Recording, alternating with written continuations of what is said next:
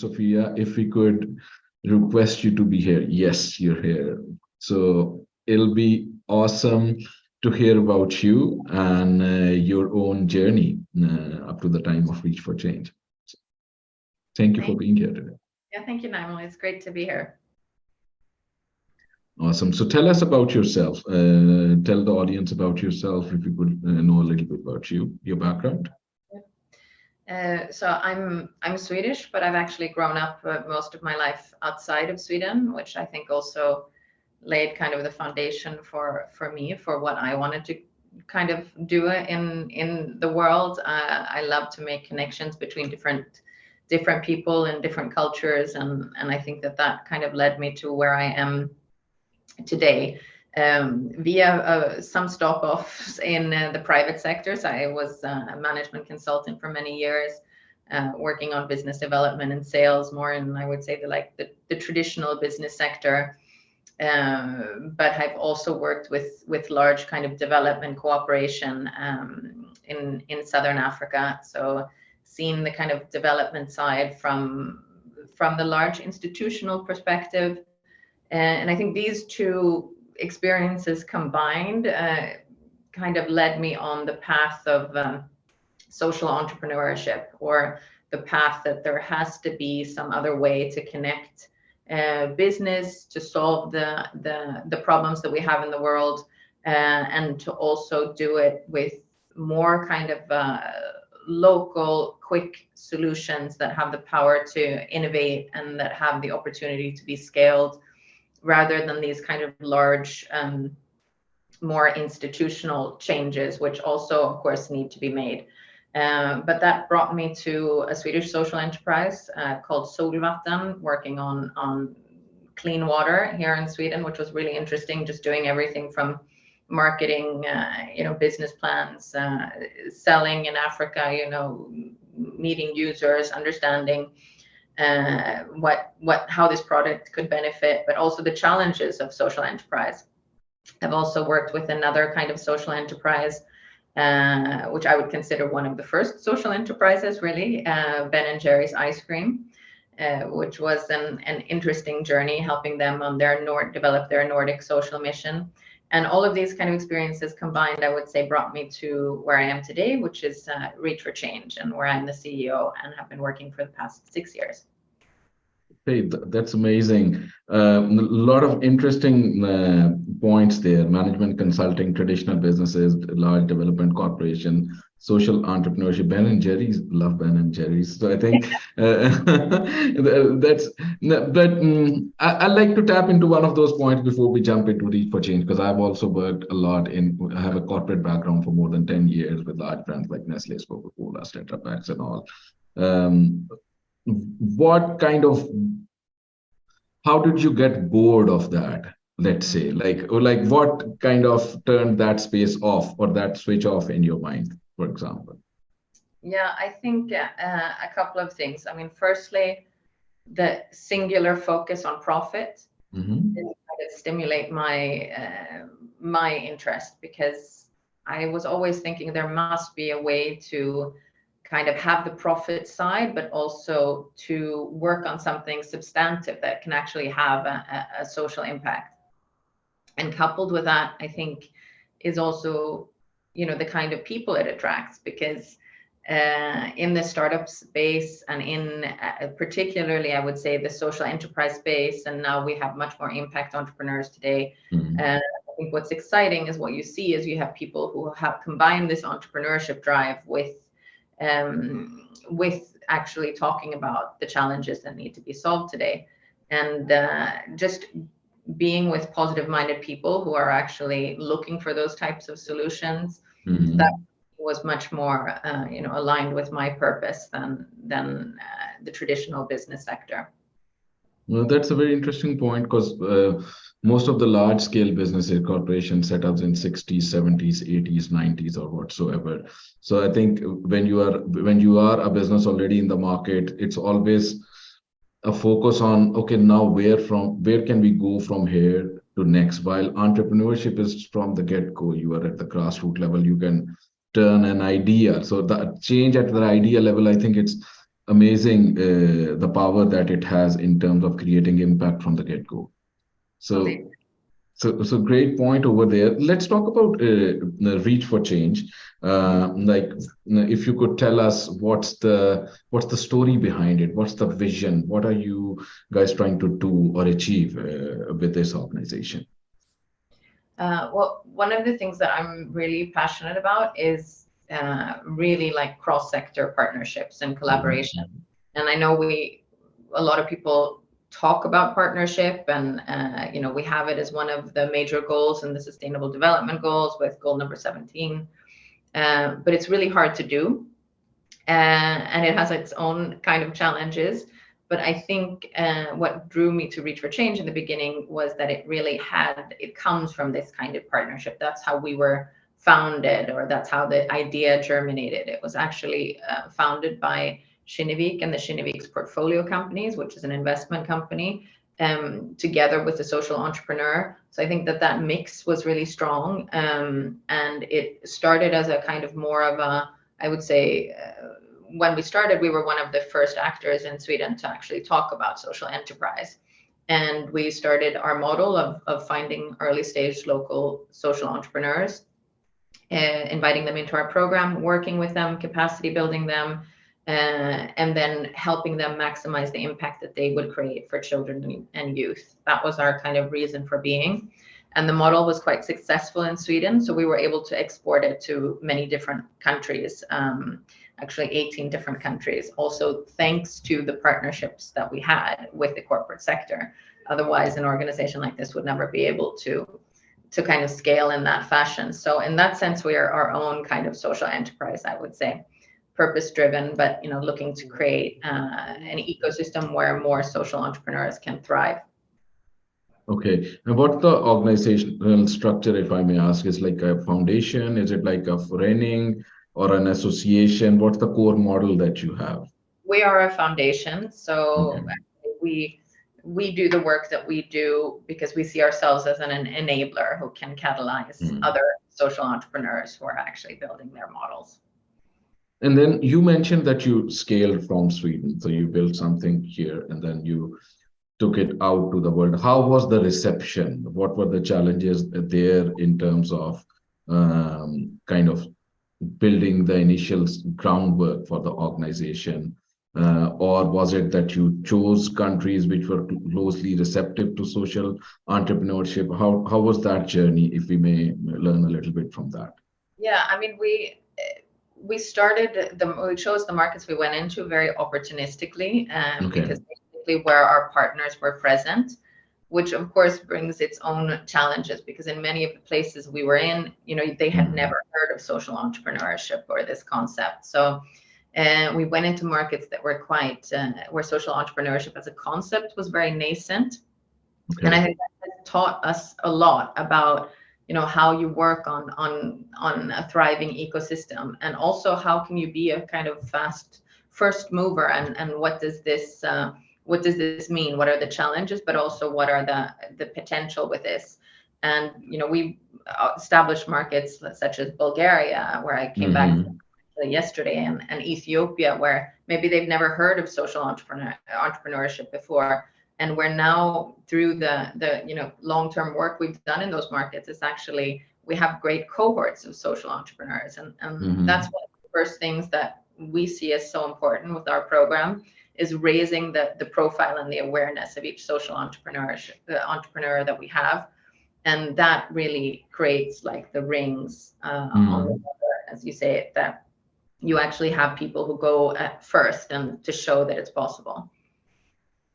Awesome. And while we are on the topic, because you mentioned social entrepreneurs several times, is there a common definition? Like, what is a social entrepreneur? Like, can we agree on so I think that'll be an interesting point of kind of some, yeah. I mean, short answer, I wouldn't say that there's a common definition. I think Mhm. that is kind of one of the challenges. I know the EU has their own definition. I mean, the EU is working on great initiatives within promoting the social economy within the European Union, and they have their own definition. And the OECD has their own definitions, and then you go to Ashoka's webpage and they will have one definition, and Acumen might have another, and we might have another. And Norken, talks about impact entrepreneurs. But I try kind of not to get so stuck in the definitions or even the organizational forms and things like that. Because for me, I want to focus on the very simple concept of taking entrepreneurship and use to actually create a sustainable impact in the world, whether it be a social impact or an environmental impact, but that you're actually using your business model to solve those great challenges that we have today. So that's for me, and an entrepreneur who's actually also driven by this impact instead of maybe driven only by the profits. That for me is what a social entrepreneur is doing. And then we have these great Venn diagrams we usually use, where you see the perfect mix between civil society and the corporates, and how can you mix them. But for me, in essence, it's somebody taking entrepreneurship and using it to create social impact. Awesome. I think you mentioned Norken. I usually connect on Fridays when I do Startup Grind Talks. I connect from my studio, which is part music, part my work in the ecosystem. But today I'm sitting in Norken. And Norken, if I remember, so I've been coaching some entrepreneurs here, holding a lot of events. So their positioning is, they have a very clear positioning in terms of impact tech.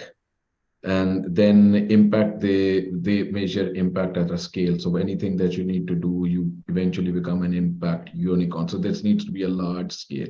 So when you are seeing these things at reach for change in terms of scale, is tech a core component when you are assessing entrepreneurs, or is tech not the focus? The social is the main focus. So just to understand, like, what scale of impact you're looking for when you are looking for entrepreneurs for reach for change, and is tech a major consideration at your side? I would say that tech is definitely an enabler of scale. But for us, it's definitely not a prerequisite. I mean, we have worked with local grassroots social entrepreneurs who have very, very local models, and we try to help them in how do you become more efficient and how can you scale your model. And for us, scale can also mean systems change, basically. So not only, how can you scale and grow your business, but also how can you create actually a systemic change. So we have great examples of entrepreneurs who we would say, yes, they have scaled, but they have scaled because they've been able to change the systems around them. So we have one of our early entrepreneurs in Sweden. She went on to actually push for legislation around consent in Sweden, and she actually managed to drive a new legislation in the country. For us, that systems change, which equals to scale, which equals to further social impact. We have a great example of one of our entrepreneurs in Ghana.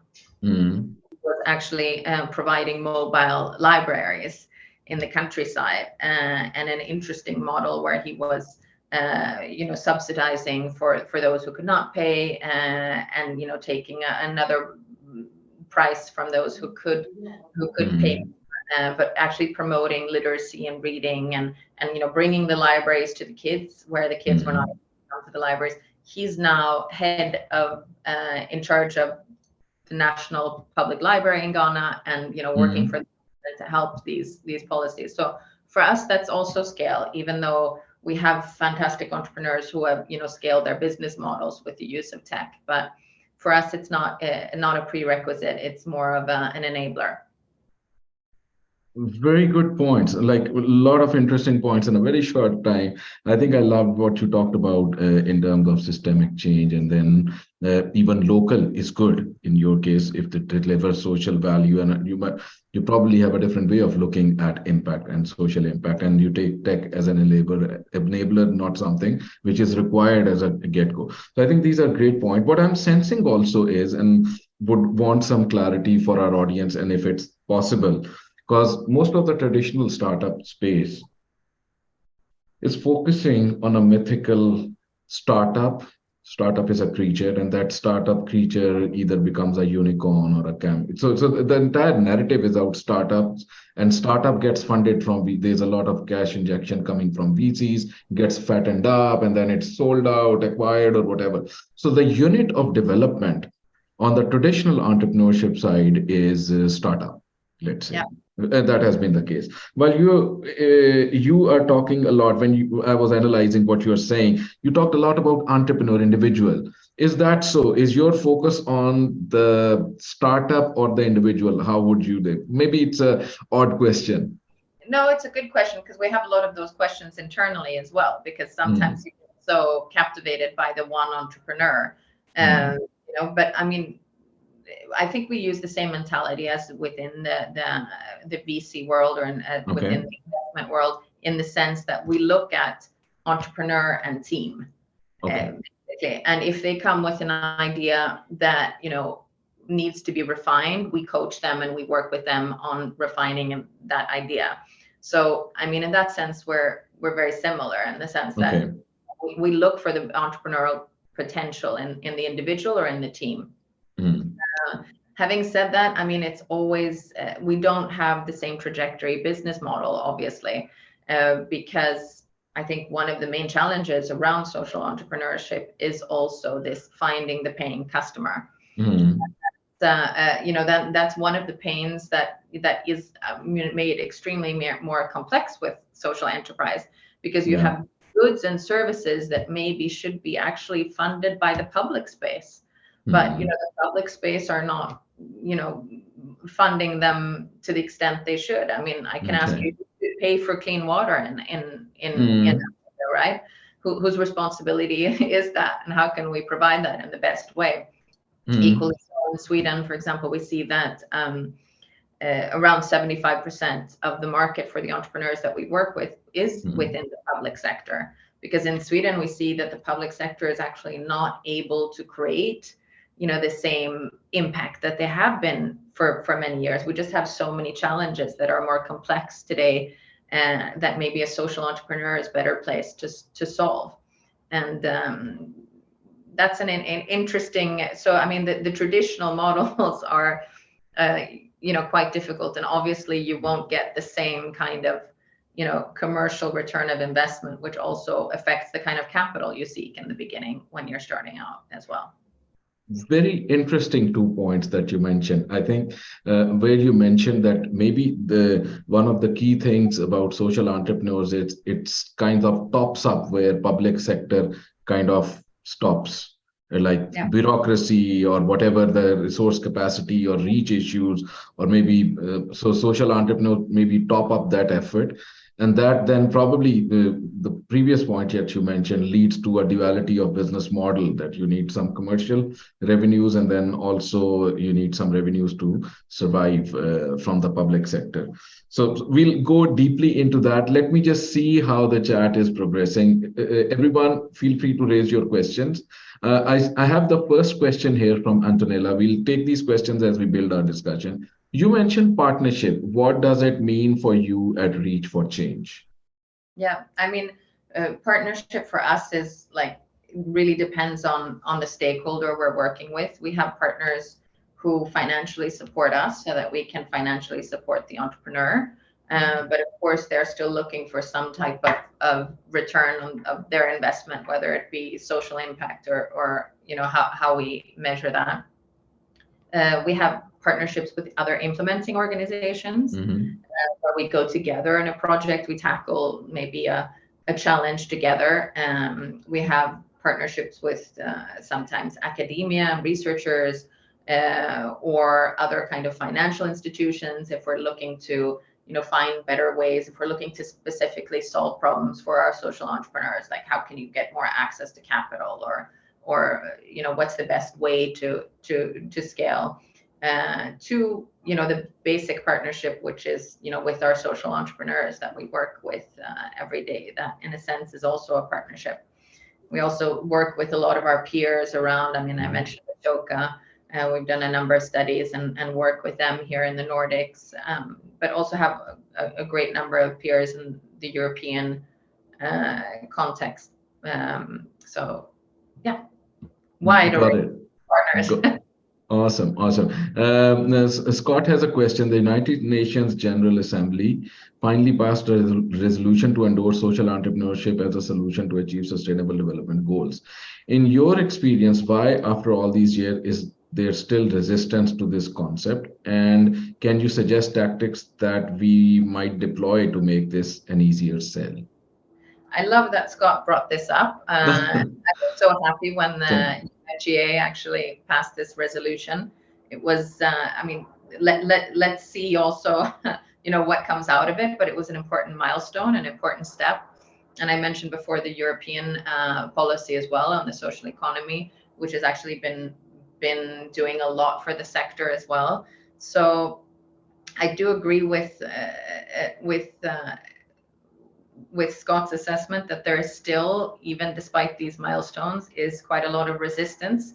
And I think a part of it has to do with, this difficulty to, maybe for people to understand, are you in the private sector? Are you in the civil society sector? Where can I place you? I don't understand. Are you an entrepreneur, or are you, somebody working with charity or social good? I mean, it's difficult to, when you can't be like placed in a traditional bucket, right? And I think the funding landscape also confuses this. I mean, some of the social you. entrepreneurs maybe receive, grant funding in the beginning, and maybe they have different types of revenue models. It's just like not the kind of traditional standard business models maybe that we're used to. Maybe some are cooperations. Maybe, I mean, Mm, everybody has different forms, and that's maybe not so, traditionally known within our like kind of capitalist and our like current economic structures. So I think when people have a difficult time to place the entrepreneurs, that can be a bit challenge. But I think, having said that, the UNGA and the EU work, there's a lot of great work being done in Sweden as well, legislation wise, in all of the markets we're in. So I think things are changing every day because people are asking for another business model. We do a study every year to poll the public here in Sweden. What do you expect from companies? Basically, are you expecting them to make a positive social impact in society? And the answer is always yes. And they mm, also say, we also want companies to provide services and provide new products that can actually work towards achieving our main challenges. So there's like a huge demand for these types of products, I think, and an awareness that maybe we didn't have just a couple of years ago. So I'm optimistic. Thank you, Sophia. Everyone, please feel free to put recurring questions here. I have a question from Matthias, but I'll just focus on a couple of points of reflection before that. I recently finished, we created a social impact accelerator at Companion, Stockholm. We ran it, and from February to May this year, had 20 entrepreneurs there. So it was more like a test bed. And then we were kind of reflecting on some of the evaluative questions we put. And the way, as a test bed, we tried different approaches. But I think the biggest gap that we found after entrepreneurs' feedback was that they loved the work the accelerator provided them on impact measurement, because that was a huge gap for entrepreneurs for the get-go. And in this accelerator, we also exposed them to traditional VCs. So we brought in VCs and angel investors. So it was a lot of hard talk on funding, and it was not only on funding raised, but like, what exactly is your business model? Can you actually make money with your idea? So that being, I just went into a long discussion there, but I'm trying to understand, like, when at Reach for Change, what is the core service that you offer to social entrepreneurs? Is it a program, advice? How exactly do you take them from point A to point B, for Yeah. example?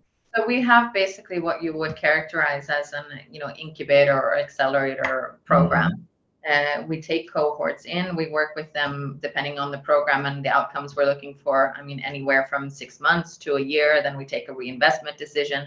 Some of our entrepreneurs have been in our program several years. and we take them through a lot of different steps. So we, besides, the mentoring and the coaching and the connecting with network, and as you were talking about, connecting with investors and things, we actually work with them tactically on a number of things. So what's your business model? What's your financial sustainability going to look like? How do you build a team? How do you build a business? What's the leadership model like? How do you measure your social impact? How do you scale that social impact you're creating? And we actually also have a module around systems change, which I was talking around before as well. And since you are now in 18 countries, as you mentioned earlier in your talk, how is that shaping up? Do you think that needs for entrepreneurs are similar across ecosystems? Is there an opportunity for entrepreneurs to cross-exchange ideas? How does your larger scale help you in helping entrepreneurs? Yeah, I mean, I think obviously local context is really important. So obviously, do you have conducive policies to register? Do you have, access to more patient capital? Is there access to capital at all? Some of our countries in Ethiopia, there's in general, there is no access to capital. It's very difficult. Or, what kind of market do you have? What's your customer? All of these things are, of course, very local based. But I think the one thing which is really cool around all the entrepreneurs I've met is that they are much more similar than they are different. Like they're all driven by really addressing a problem, and they're so passionate about that problem and about the youth and the children that they want to support. And that means that actually after they leave and exit our program, normally we measure the entrepreneurs in the alumni network we have, and over 90% of them are still in business, a year, 5 years after they've left our program. And I think that that's also an indication that the entrepreneurs are just so guided by their mission. They really, they don't leave the children and youth that they're working with. They have a lot of grit. Awesome. Matthias, we'll take your question now. I can relate to what you say about creating solutions to the public sector in Sweden. The problem statement and system is similar in Norway, where I am from. What would be your advice to approach public sector as a social entrepreneur? How can you offer your product and services to public sector and possibly secure funding for your project? Yeah. I mean, I think it's not so different than other entrepreneurs, right? You have to know your customer and you have to know your market. The challenge is that with public funding, it's a different kind of cycle on who makes the decisions, what kind of procurement policies are. I mean, my own personal reflection is that in the public sector, you have to meet these individual people in the municipality or in the region or in the, whatever you're selling towards, that really have can become your kind of sponsors and that have also some kind of authority and can take a risk, because yes, it is often a risk to, partner with a social entrepreneur rather than somebody else. You have to look for IOPs in Sweden. We have that concept where you can purchase from civil society, or sometimes procurement rules and these kinds of things differ. So I mean, my advice is do your market research and know your customer, and then find your sponsor. Okay, so it's a lot to do with your own network building as entrepreneurs. As in traditional entrepreneurship, the network will get you to new places. So I think that's a great bit of advice. Just continuing on that point, we have a question from Antonella. So traditional companies only need to show that they can make sales. Okay, good point. But social enterprises needs to show that they are making money and making social impact. Am I understanding? So there's fully understanding. I mean, that's if we go back to the example of selling to the public sector, that public sector, that person sitting in a municipality wanting to find, let's say an after school activity, to encourage that there's no more dropout in an economically disadvantaged area, that person who's sitting in the public sector can not only look at your bid and say, okay, this is economically, a good bid for us. They have to say, will this initiative actually support and have an impact on the problem that, we are trying to solve. So for a social entrepreneur, you always have to be working on that. Okay.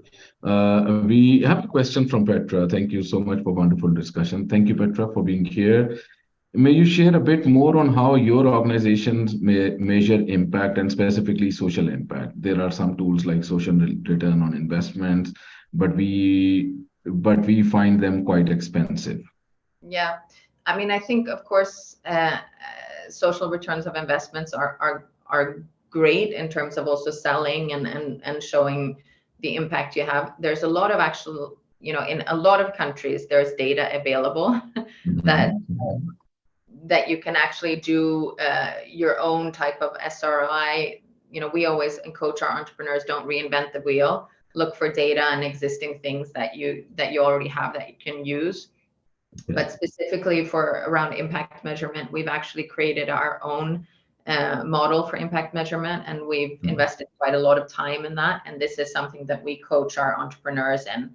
And we start with basically, providing the entrepreneur with coaching on how to set up their very own theory of change with short, medium, long-term outcomes. And we support them in putting those outcomes and then in how they measure those outcomes.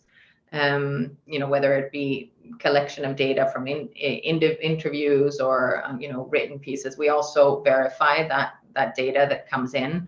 So we're a little bit of an impact machine in that sense, that this is something we find really important. And that's the final impact on the end beneficiary. And then we can address and we also look at, the entrepreneurs, how they're progressing their development. That's also measured, more employees or more revenues, or how are you doing across several milestones and indicators. And that's why I know that our organization these years since 2010 has supported a number of entrepreneurs that themselves have positively impacted 4.7 million children and youth, because we have that data. Okay. We have a question from fellow ecosystem builder Marcus Berry. Sofia, what is your biggest challenge at Reach for Change in relation to the needs of impact entrepreneurs? That's a good question. I mean, I usually try to stay positive, but there are so many challenges. I mean, obviously, I would love to see more funding going to this space in general. I would love to see more investors asking questions around, social and environmental impact and taking that into account as well when they look at their journey. So definitely, I think capital is a big challenge. I think there was a good question around that as well when we were talking about the United Nations General Assembly and what's still left to be done in the sector. I think this definition and this confusion and, what is social entrepreneurship? Where does it fit? That's also a challenge for us that we take on to try and promote the sector and to try and promote the entrepreneurs. So basically, yeah, I mean, everything from funding to more awareness around what social entrepreneurs can do. And I mean, the entrepreneurs themselves, there's a lot of, they're doing hard work and it's often very lonely. And that's something we see as well. So that's why I love to participate in these kinds of forums, because I know also that, the work of an entrepreneur is lonely. So you need to get, insights and connections and have community somewhere. Thank you, Sofia. I'll just go in a reflection mode a little bit, because when we had this social impact accelerator, we arranged a mini demo day, and I requested some investors to come in. So the general turnout or request approval rate was around 30%, because most of the questions that came from investor went, why social, and what are these entrepreneurs actually have a business model? So from the get-go, the question was, okay, social entrepreneurs, okay. So 70% basically didn't come on general events that I do and other accelerators that I've been running. we have around an 80 to 90% close rate. So it's quite the opposite. So I think that you are absolutely right when you talk about capital. I think capital is both an issue of availability and actual positioning of different funds, number one. And number two is also the perception when you have the word social impact to or social attached to the word entrepreneur. So maybe it generates a different kind of image in terms of capital providers. Maybe that is something which needs to be changed. Because once Yeah. they were here, they found these, whoa, like, wow, great Yeah. ideas. Yeah. So, so sometimes maybe the narrative itself or the wording itself is a barrier. So maybe that is one thing to think about. Um, I'm just thinking over here, when you're building a social venture as an entrepreneur and you're at an early stage, what are the few things you need to have in mind? Like how difficult it is, like how should you go about with the entire exercise? You guys run accelerator programs. Do you need to, from the get-go, think of like creating an organization first, or you go with the traditional startup route of no, just first validate the idea? Just trying to understand like how this goes for social entrepreneurship. Yeah, I mean, we work quite similarly, I would say, to other organizations in terms of, at a very early stage, you have to provide some kind of proof of concept. Okay. Have you been validating your idea with, customers, users? Do you know that the idea works? Do you have some evidence for that? Do you have some interest, some demand? And I mean, some thinking around business model. Then we, of course, help that, and want to do that. But I think in general, besides, the grit I was talking about, because it takes quite a long time, a lot of other entrepreneurs have maybe applied to our program several times before they've been accepted. I think besides that, having, all these other kind of points, the conviction, the closeness with the user, showing that, this solution that you have is inclusive, is coming from a place. That's why we often work with entrepreneurs who themselves have suffered the problem that they're trying to solve, because actually we really see, that if you yourself have experienced the problem yourself, then it becomes like an inclusive solution where really it's created with the beneficiary, not for the beneficiary. So like to have some kind of ideas on that. And then of course, know your market and, know your research. There was a question on social return of investment.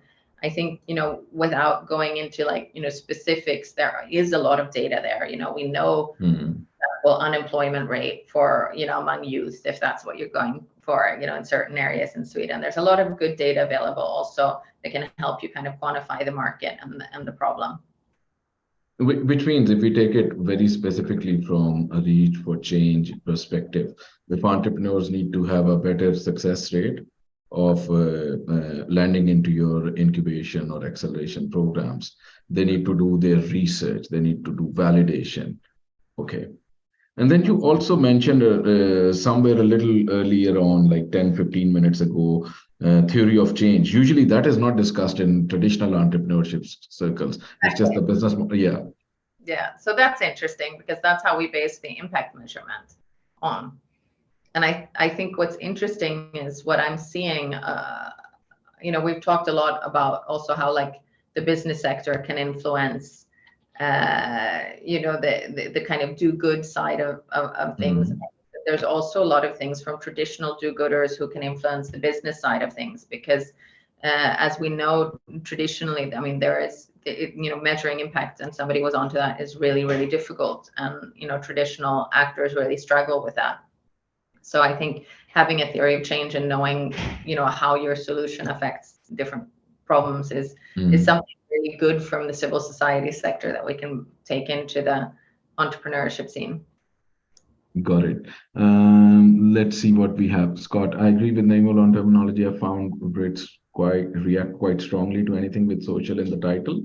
And there's this sense of warm and fuzzy dreamers when VCs consider social impact companies. Okay, thank you for Okay, Marcus has a point. I think social is even more problematic in the Nordics, hence the need for the words like impact sustainability.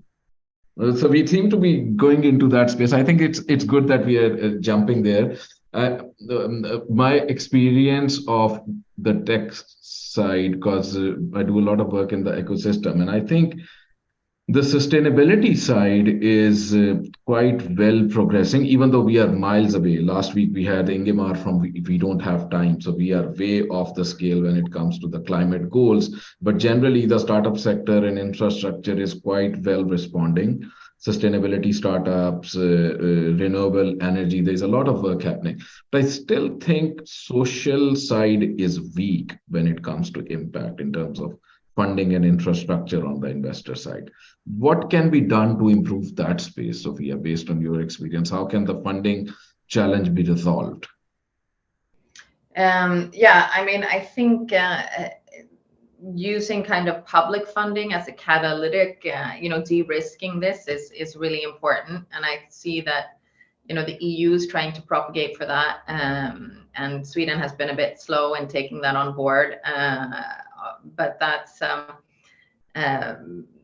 one area, like looking at how can other things be de-risked. We've been doing quite a lot of work in the National Advisory Board for Impact Investing, also around different types of contracts and results-based contracts and how do we raise capital in a mix. We were talking about different cross sectors, but also having the service providers, but also having a municipality to provide the market, and then having an investors to come in, but being patient in their capital and then paying once results are in. There's a lot of interesting innovative models. We've done a lot of work on that, and coupling grant funding with more traditional kind of equity. So I think the more we look into this space of impact investing and kind of see where the different capital can come in, I think philanthropic capital has a huge role to play here, and in de-risking quite early stage before you have that kind of scale. So I see there's a lot of work that needs to be done, and a lot of that is just around promoting good examples and actually talking to each other, bringing these different sectors into the same room. Before there's been a lot of great work done also on scaling social entrepreneurs through social procurement and social buying. Ireland has done some great work on this. They basically do all their public procurement kind of has to be social procurement, so they're kind of a forerunner. The public sector has a big role to play here as well of de-risking together with philanthropic capital. Completely understood. I think with startup ecosystem, what we find generally in the startup ecosystems or entrepreneur ecosystems is the first and second generation of entrepreneurs are actually the ones which come in and start supporting the next generation. So I think that the more that happens, the easier it will become, because they already know the entrepreneurship grind and the grit that's needed to, as you were saying, survive through a long journey of building a startup. Let's take a couple of other observations before we round off our discussion.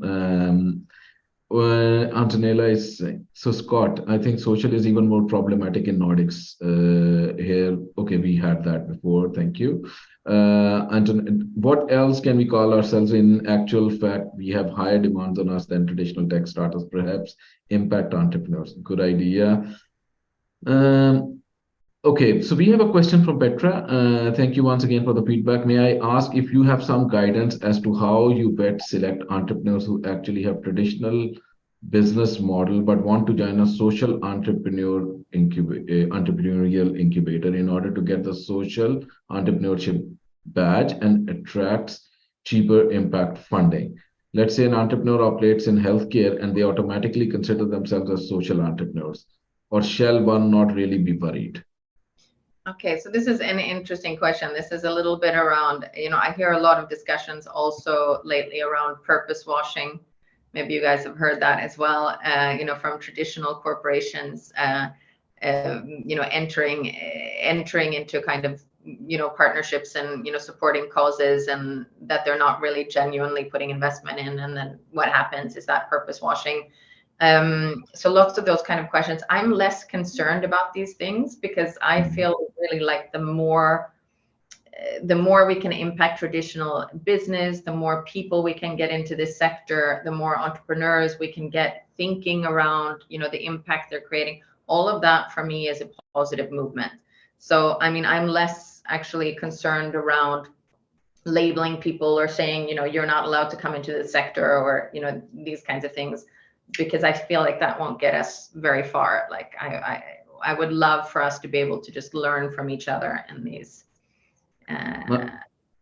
different sectors. I think that's a great point. Eric Nielsen, who is the ex-CEO of Norken, was here a couple of years ago on one of the talks, and when Norken was in expansion journey before Barcelona and all. He actually had quite similar observations, because he said that the main issue is to not create something in isolation which is idealistic on one side, because then that takes a lot of time for it to gain traction. It's good to be in the mainstream business and try to create moments of change and try to steer that forward. So I think, Sophia, that's a great observation and reflection. Let's see if we see is that all okay. Let's see. I'm just checking if there are more questions coming in before we wrap up our discussion. We are heading towards the future. Where any startup, any new initiative, to my view, we are heading towards the future where any startup, any new initiative seeking funding needs to have an impact perspective, but we need to work more on sustainable business models. So that's Marcus Berry's point. I kind of agree with it. What do you think? I hardly see startups which have no kind of a vision of. I definitely agree. And I mean, it's like I was talking about this survey that we do. I mean, basically, talent today is, they want to make a difference. I mean, I think it's great to see this. And I mean, they're not going to accept employment in, companies that, don't, have a perspective on diversity, inclusion, equity. They're not going to take a job with, pretty soon companies, I think, from like traditional sectors that are wrecking the planet. So I think the same is true of, the entrepreneurs that will, we will see in the future are the ones who are going to be also driven by impact in society. So, that's on the positive side of things. There is momentum. Got it. To round off our discussion, we are almost at our check mark for the talk, Sophia. Thank you so much for being here. If you could tell us, what are the future plans, or where is Reach for Change headed going forward? So maybe some thoughts there, and would love to hear that. I mean, we have like a hugely ambitious target for 2030. We want to reach 30 million children and youth, and we're like at, roughly 5 now. And, time is fast approaching. 2030 is fast approaching. But I think we chose 2030 very, very specifically because, we have a sustainable agenda that we need to reach by then. And I think also we did the target very high as well, because for us, it implies partnership. Like, we're not going to have organic growth, but we want to have more people kind of joining this sector, more people, taking over and supporting the way we measure impact, and, the way we promote impact, and, us as an impact-driven organization. So for me, it's a goal that really implies growth, but growth through partnership. Thank you so much for taking time out for being with us today for this amazing talk. Thank you so much. Questions and good questions. So thank you. Have a great day, and audience, thank you for being here.